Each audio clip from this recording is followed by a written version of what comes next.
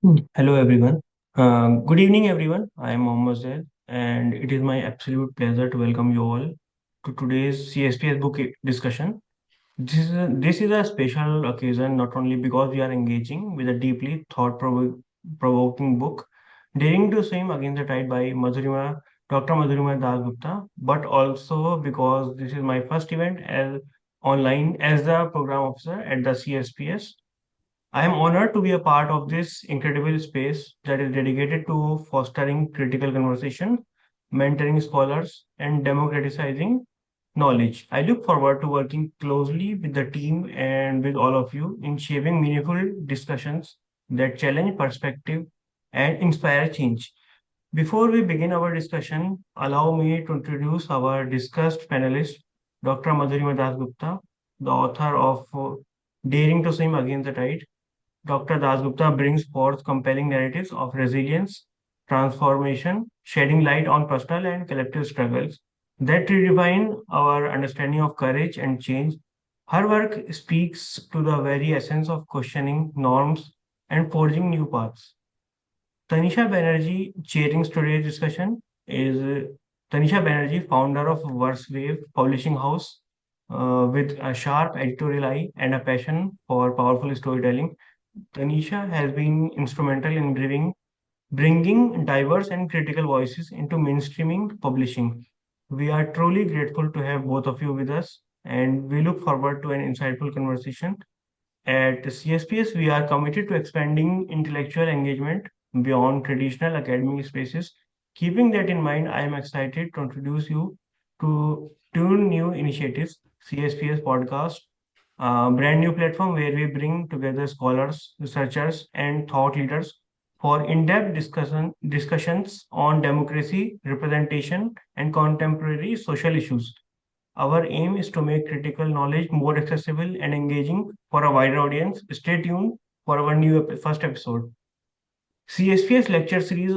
This series will feature renowned scholars and policy experts offering deep dives into pressing socio-political questions. These lectures will be open to students, researchers, and the public, fostering dialogue that is rigorous and inclusive. We at CSPS invite you all to be a part of these conversations and we look forward to your participation in these initiatives. Now, without further delay, let's begin our discussion on daring to swim against the tide. I invite Dr. Madhurima Dasgupta to take over. Thank you all for being here, and I hope you enjoy this conversation.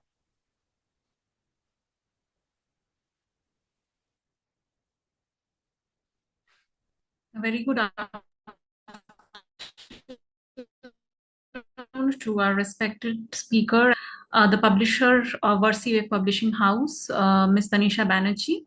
Today, I will be discussing about the recent book that I have released, which is based on my life story on daring to swim against the tide.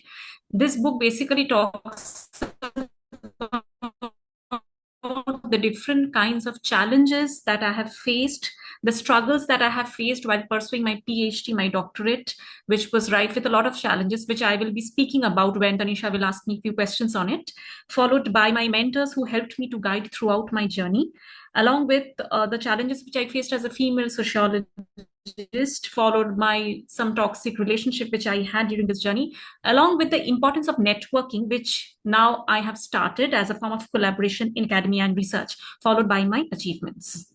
Thank you.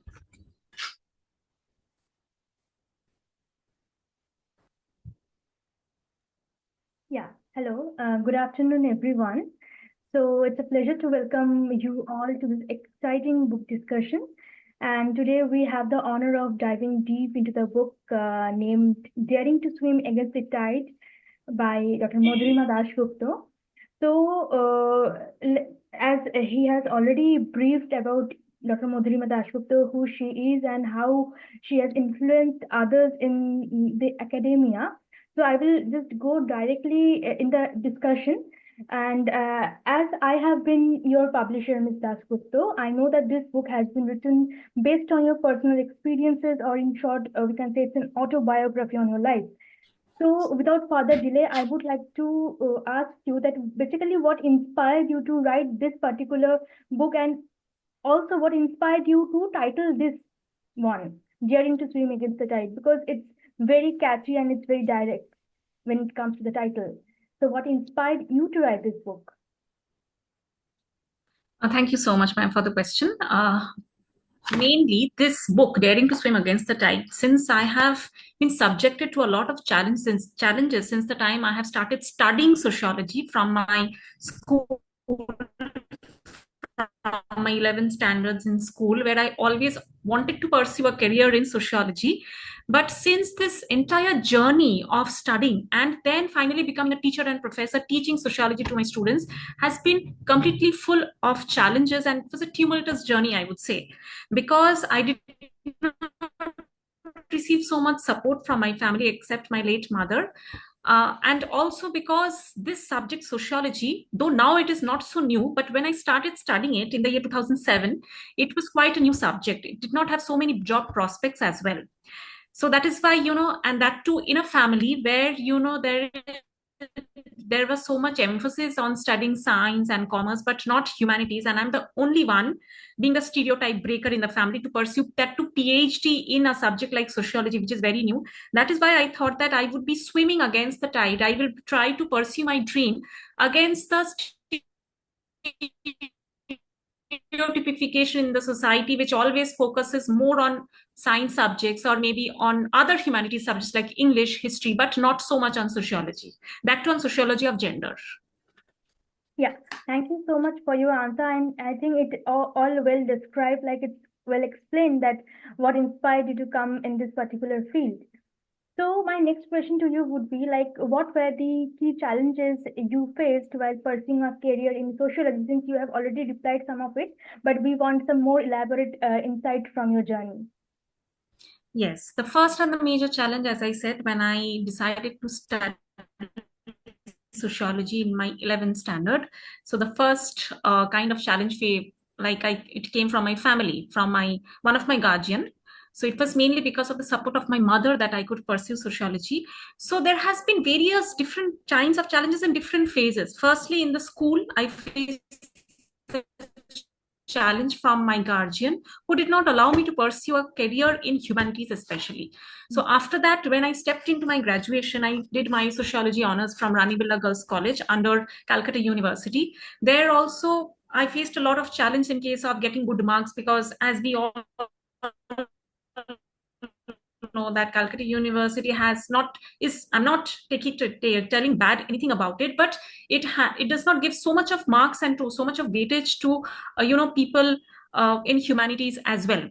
So there also I faced a challenge. Then after that, during my masters, since I did my masters from Jadavpur University, I had to toil a lot, because since masters was a semester based course, so I had to handle the group discussions, the presentations, the assignments, everything, and have to attend the conferences at the national and international level because of the help of my teachers. And after that, I think when I decided to pursue a career as a teacher, as a professor, my first job was in a college in South Kolkata, and the salary of the college was very meager. But still, I continued because I loved teaching as a profession. I wanted to teach there. Okay, so there the salary was because of I worked for around 2.5 years in that college, in that meager salary. Then I moved on to another college, shifting to another college, which was Vidyasagar College for Women. It was a very good college, which paid good amount of salary to the guest lecturers. But still, after that, since I was in a temporary position, so I wanted to switch to a permanent position. Then I had applied in Amity University as adjunct faculty. There also they paid me quite well, but I had to teach other subjects as well, like political science, international relations, which was again a major challenge for me because I was never well versed in IR. But still, I studied on my own and I taught the students, and thankfully the feedback was good from the students. And then after that, my marriage happened. It was a not so good marriage, so I had a lot of turmoil in the marriage, etc. And I had my own personal relations, personal turmoil, which I can say, which also affected my PhD research a lot, because of which I could not do my PhD research for a period of 2.5 years. And then after my separation, I again resumed my research, and then I completed, and that is how my journey culminated. Really nice and really very inspiring. The way you have narrated your entire story, I think it inspires all of us because from academics to personal turmoils, sometimes other than academics, the personal turmoils affect us more actually. So, from that, my next question to you would be: you have spoken about the importance of mentorship in the book. Mm. So, how did your mentor shape your academic and personal journey? So, if you would insight give us. Okay, so the greatest mentor of my life was when I joined Jadavpur University as a master's student. There, one of my greatest mentor, one of my professor, my sir. I wouldn't like to name him, but he knows that I am talking about him. That he has been my greatest source of inspiration because he gave me the first national exposure at the national conference organized by Indian Sociological Society, which is a very renowned conference where I participated. I presented my paper, that too when I was in my first year masters. So it was just the beginning of my masters, and he gave me the national exposure, and he actually taught me how to give or deliver presentations with ease, with confidence at every national or international podium. Because I remember in his classes, he used to make all students practice presentations on different topics. So that actually helped me to speak out and be a public speaker, be an orator very well. Now, apart from her, I also met my supervisor, my PhD supervisor, who is a reservoir of knowledge and wisdom during my PhD. Though I knew her from my master's because she used to take a special paper on sociology of gender. So I have been studying gender from 2012, which is quite long. So she is a reservoir of knowledge. She knows much in-depth knowledge about gender studies. So when I did my PhD under her, she not only taught me gender studies, but under her guidance and mentorship, though I had been, she had rebuked me many times to correct the chapters, to write it properly, but I learned a lot under her guidance: how to write flawlessly any PhD topic with good English prowess, how to use the correct English and correct words in the correct line, and also how to relate the theories with the research, how empirical, how theoretical your research can be, because I had used a mixed methodology. Okay, both qualitative and quantitative research, quantitative data I have used together. But there was more focus on the qualitative data to actually back up the quantitative data. So she actually helped me how to relate in that. Further, she also provided me some personal guidance because of my personal turmoil.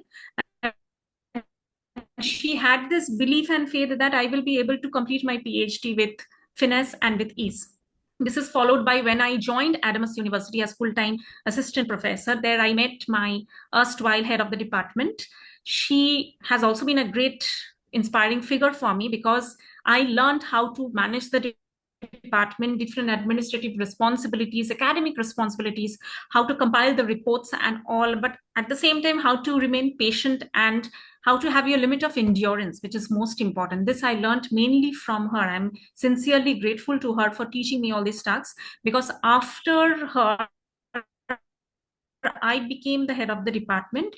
So I could understand from her guidance, and then eventually I could carry out the responsibilities following her. This was also followed by one of my colleague from the department. She is a doctorate from Sorbonne University, Paris. Together, both of us, we ran the department in a very beautiful manner, because in the department many a times many other colleagues would remain absent, but me and her, both of us, would run the department in a very smooth manner, because she was very efficient and very helpful and very supportive in all of my decisions as an HOD. And apart from that, I also met another mentor who was the erstwhile vice president of Adams University. He still continues to be my mentor, and he has helped me to publish in different kinds of research articles in maybe UGC or Taylor and Francis and Scopus indexed journals. And he has given me various job opportunities as well, and he continues to do so. That is how my mentors actually shaped and reshaped my career. So while on one hand I did not have my family support, on the other hand God actually blessed by gifting such mentors to me. Yes, very true. And since we were discussing about like mentors and teachers, and that brings to you, Dr. Madhurima Dasgupta. So, apart from a relation between a publisher and an author, we have another relationship that shares my professor at Adams University, and the way you narrated the entire thing, that how professor and mentors shaped your life. So that really, I'm really thankful to you as a student, that how you have shaped my life, and it just brings back to those memories and those classrooms, and how you helped each one of us as students, whenever we were stuck in the research and like all the calculations and everything. So I'm really grateful for that, and your speech really, brings me back to the memories. So thank you for that.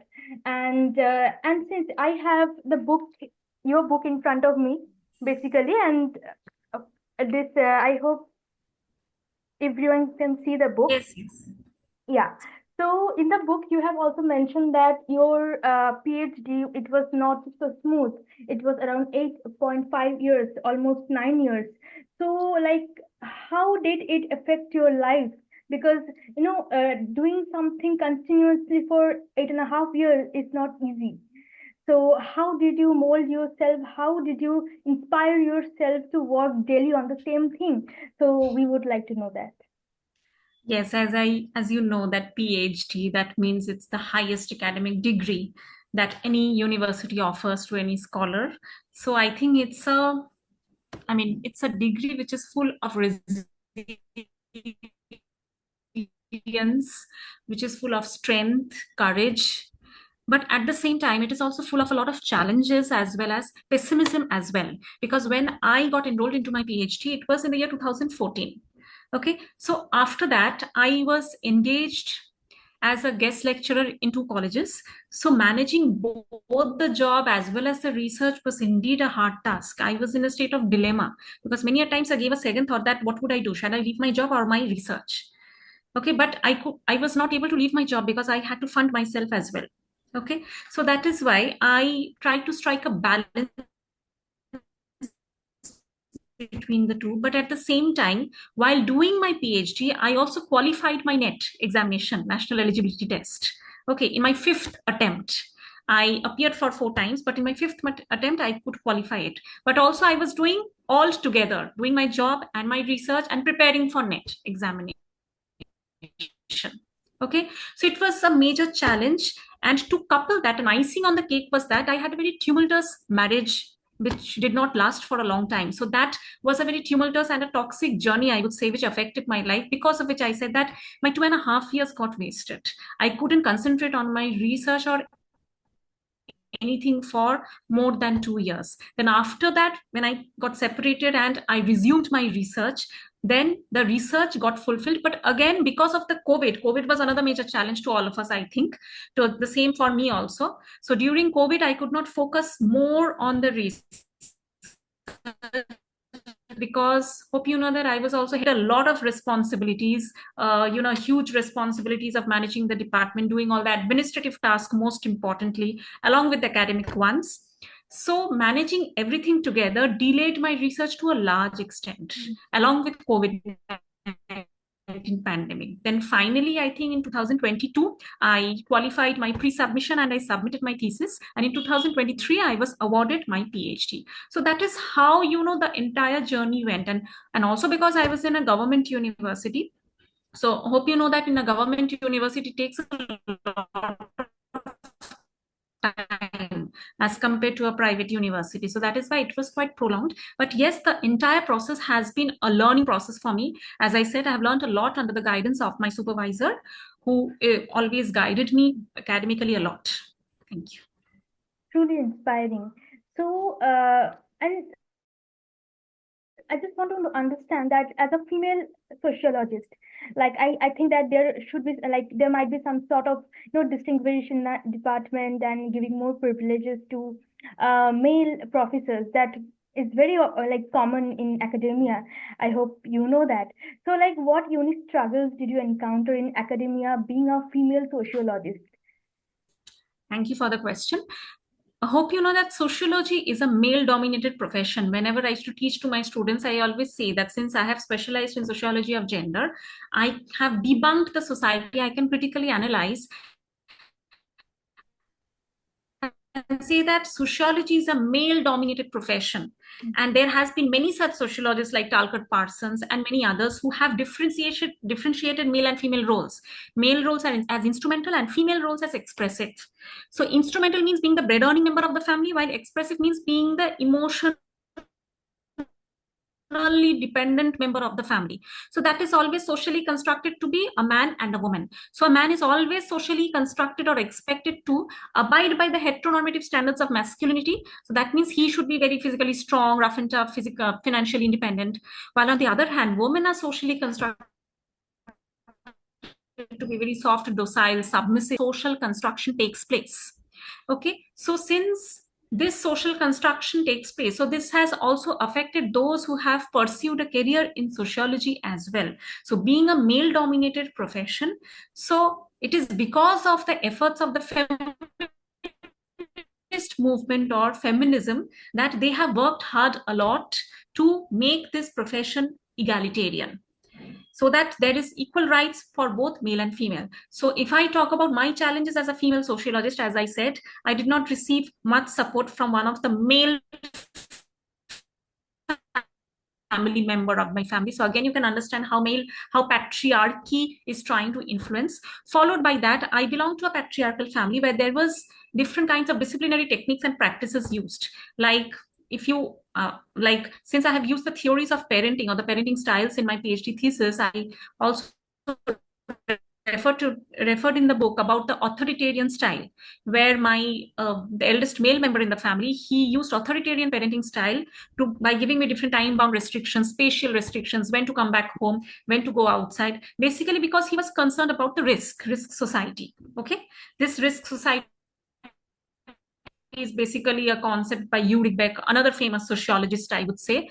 And he was concerned about the fact that if I go outside, just like any other, daughter's father or anyone would be concerned that if I go out at late night, I might be subjected to risk to safety and security.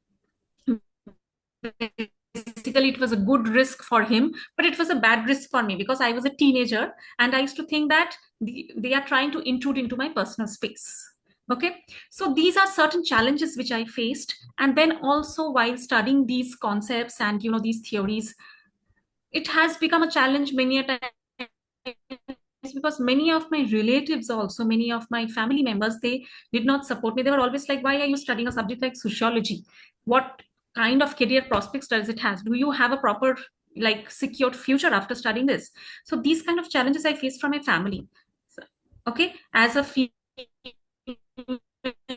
sociologist. And later on, when I pursued my career in graduation or maybe in post-graduation MPhil, then also a lot of questions came up like, what next? What should I do next? Because I definitely knew that I would be into academics and research, but still the entire process is very much tumultuous. And you can understand what is the job prospect, the market scenario of studying sociology, because even in today's society, though the career prospects has increased, but how much it has increased in our state, in West Bengal, or maybe in other states, that is still questionable. So these are some of the major challenges which I faced as a female sociologist. Great. And as you have just mentioned that regarding the job prospects in West Bengal, I'm not sure in which particular field we have a lot of prospect. So that's a highly debatable statement. So yeah, and also we have seen that networking really goes well with entrepreneurship or business. But how does networking really help in academia? Since you have mentioned this in your book, so what was your takes on that? Thank you so much for that great question. I think networking, it is one of the most important concepts nowadays, not only in academics and research, but I think in every sphere. So by networking, I mean interacting with people, maybe from your arena or from a different arena also, so that you can learn something from them and they can also learn something from you. So to foster this networking, there are now different platforms like LinkedIn. Okay, LinkedIn, then also Facebook. I remember in the year 2021, I received my first invitation as a session chair at international conference in Indonesia. Because I met the person, the organizer, through Facebook. I approached her. Then she invited me. She asked for my CV, my biodata, after which I was selected as a session chair. So my networking journey starts from 2021 while I was pursuing my PhD, because I was always a very rebel child, and I was a risk taker. I always believe in taking risk, because if I win, that is good. If I don't win, if I lose, then it will be a lesson for me. Okay. So that is why this networking helps a lot in academics and research, because it helps in collaboration. Nowadays, everything is based on collaboration, memorandum of understanding. Okay, be it with academics, be it with any university, any NGO, any industry, that is the major emphasis, because in today's society, a lot on collaboration, a lot on MOU signing, so that we can collaborate with others, not only in terms of academics, but also industry and academia. Both have been mixed together. That is why in many universities, you will find that many industrialists, many people who are from industries, they are also being employed. Okay, so their industry experience is also being counted. That is also highly important, because networking helps you to interact with people, to get more opportunities, and help your university, your department, or your venture to grow through such opportunities. Right, really true. And I really, so that is equally applicable for academics and research also. Definitely, I really agree with you. And also, since we were discussing, we knew that how what are the phases of life you went through, like from the teaching, the research, the personal life. So overall, I mean, if we take that teaching, the personal life, and the research, overall, how did you manage till date? Because I think it's difficult to manage alongside. So how did you do that? Thank you so much for the question. I think managing everything together, being a multitasker, multi-performer. Yeah. True. Right. So that means being multi-dimensional era. Postmodernity focuses on multidimensionality, multitasking. So you have to divide your time accordingly. Okay? Because you cannot do too many tasks in one particular time. In one time, you have to devote one task. Another time, you have to divide the task. You can relate well. We used to divide our time accordingly in terms of the subjects.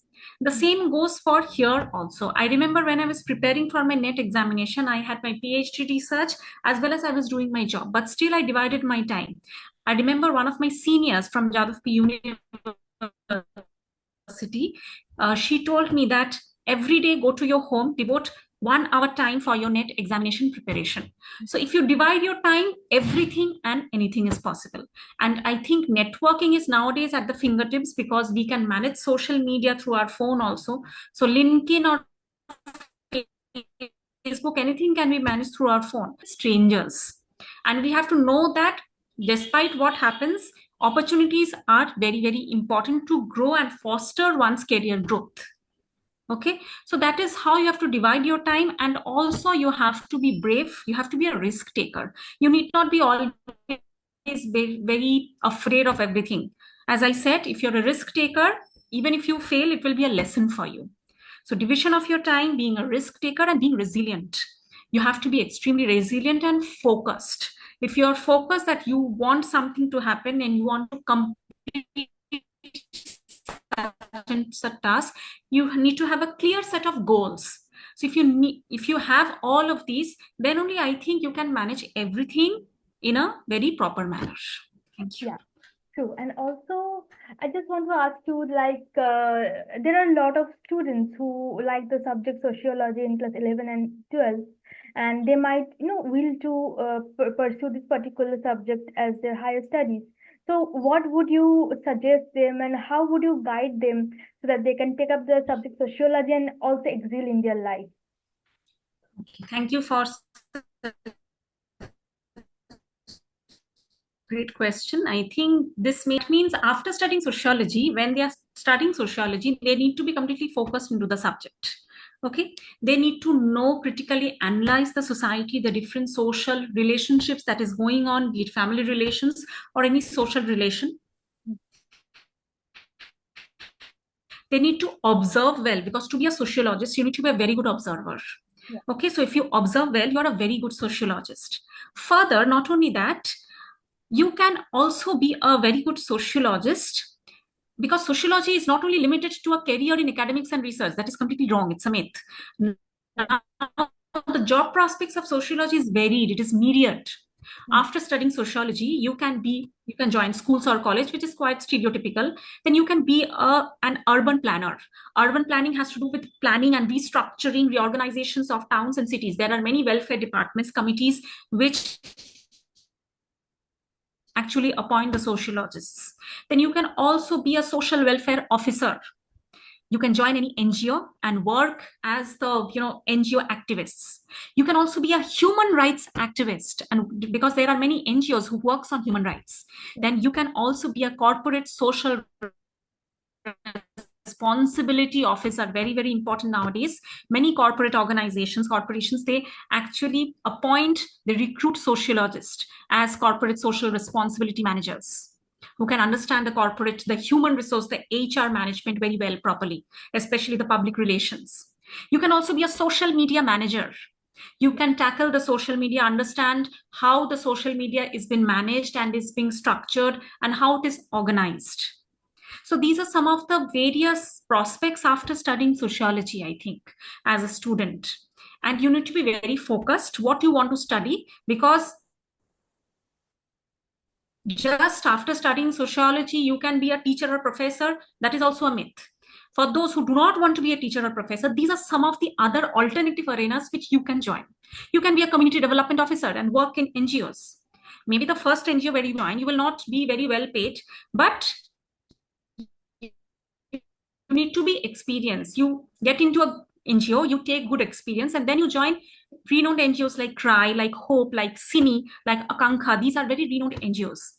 Okay, so these are some of the job prospects after studying sociology, and student has to keep in mind that they should have a clear ideology and a clear focused set of goals as where they want to head into after studying sociology.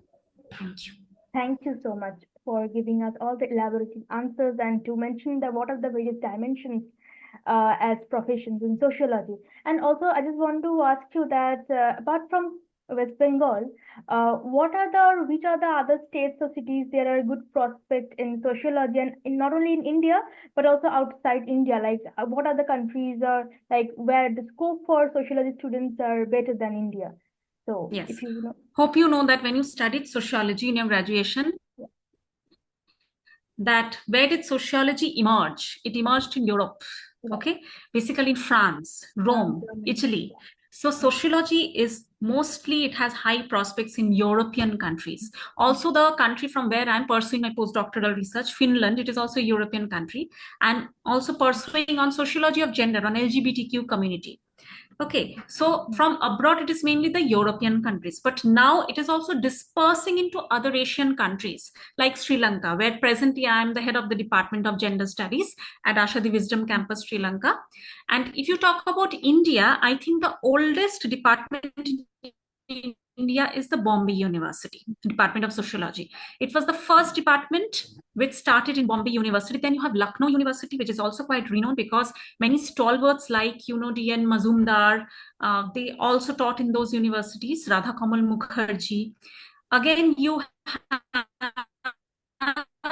JNU, that is Jawaharlal Nehru University. There also sociology has very good prospects. Then Delhi University, Delhi School of Economics, Delhi School of Social Work. The social work studies the applied part of sociology, but still it is quite renowned. Other than that, you have Hyderabad Central University, you have Pune University. Now, again, if you want to divert from sociology and want to focus on the applied field of sociology, that is social work, there the prospects are different. Then you have you have Loyola College of Social Work in Chennai. Okay, then you have Nirmala Niketan School of Social Work in Mumbai. You have Karve Institute of Social Work in Pune. Delhi School of Social Work, which I already mentioned, in Delhi. And in West Bengal, you have the Vishwabharati University, where there is, MSW, which has been conducted. These are some of the renowned places where social work is taught. But sociology is, as I already mentioned. And if you want to study in West Bengal, then it experience mainly in Presidency University, Jadavpur University. Great. So yeah, so that's already, we are already end of our discussion, I guess. But before ending the session, I just really want to ask you, like, we have really participated in the International Kolkata Book Fair, and this was the first time as an author you were present at the book fair. So what was your experience there being an author, and how did you interact with your readers? What was the feedback that you got from there? Thank you so much. I'm immensely grateful to you as a publisher for publishing my book. You have been my student, my publisher. I think now becoming one of my source of inspiration also, because you're doing a great task as a publisher of Civic Publishing House. This is your first venture and you're really doing great. My experience from International Book Fair is that since my book got published for the first time, previously I also had my publications of books, but those were not released in book fair. This is the first time that my book, that especially my life story, it has been released in book fair. And it was a thrilling experience for me because I had media bites and I had different media houses watching me. I had my book release ceremony, which was organized by Boranagar Dorpon, where the book was, it was showcased, it was flaunted. So it was a very different experience for me. And some of my family members, my friends also visited the book fair and they appreciated me. And few of them even gave feedback. Few of my students, they gave feedback based on my book, which was extremely exhilarating for me as an author. So now I have my new role as an author. So it was a different stereotype breaking experience for me as an author. Thank you so much. Thank you so much. So I think that totally, we have covered all the aspect of the book and about your journey as a sociologist, you as a person. So I think that it is all well went. So I think I would just call them the organizer to end the speech. Thank you so much. I think my journey has been a journey of resilience, as I say, full of challenges, strength, bravery, being focused on goals, which is extremely required if you want to dare to swim against the tide. Because where the tide is, you should not be always in the same shore. You can swim against the tide also to chase what you are dreaming. Because to chase what you are dreaming requires a lot of courage and requires you to be a risk taker as well, which is there in the book, which I have tried to portray in the book. Thank you. Yeah, thank you so much. Okay, thank you, Madhurima, and thank you so much. Your words and experiences have truly moved us today. You are truly an inspiration to us. Daring to swim against the tide is more than just a piece of writing. It's a testament to resilience, courage, and the power of standing firm in one's belief. Your journey reminds us that breaking barriers is never easy, but is always uh, it's never easy, but it is always worth it. And you have inspired us not just through your story, but through your unwavering determination to challenge norms and forge your own path. Your passion and strength shine through in every word, and we are grateful to have had the opportunity to hear from you today. Thank you for sharing your wisdom and for being a guide force for so many of us. You are truly an inspiration that we look forward to seeing how you continue to inspire change. Like if anyone have any questions, they can ask.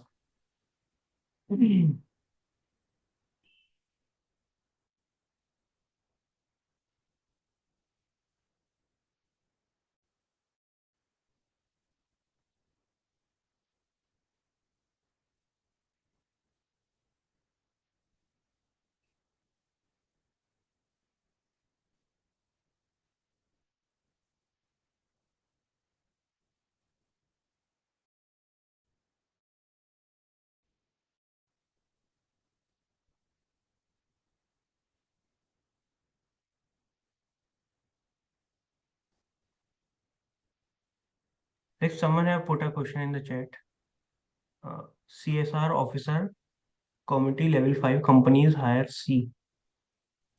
Sir,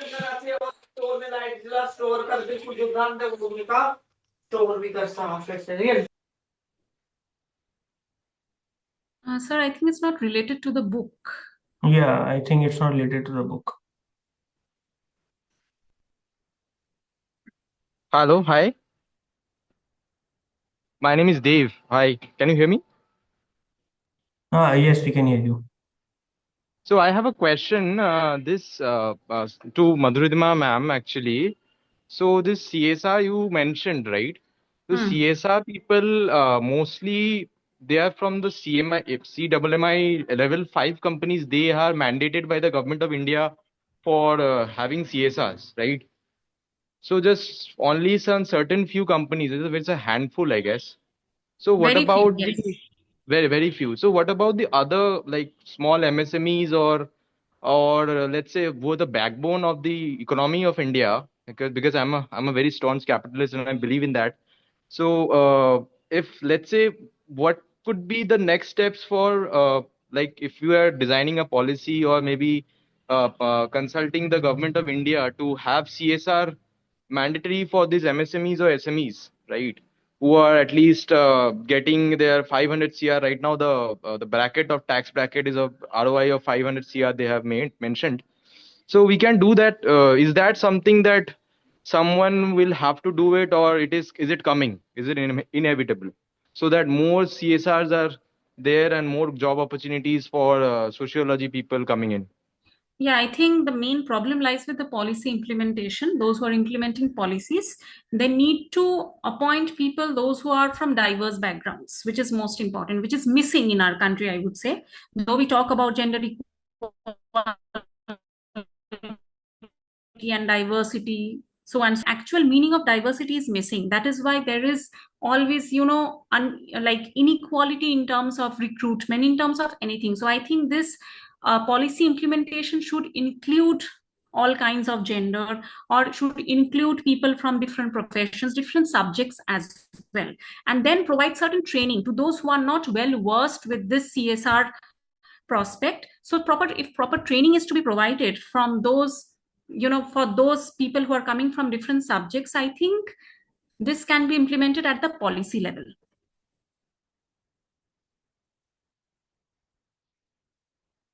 Thank you so much for this answer. I mean, like, yeah, I guess the policy making people should go into more into policy making, I feel, because that's where the real change or impact happens.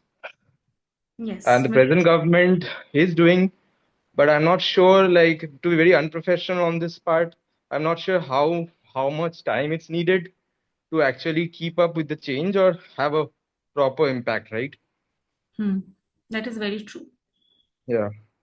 Thank you so much. That was my only question. Thank you so much.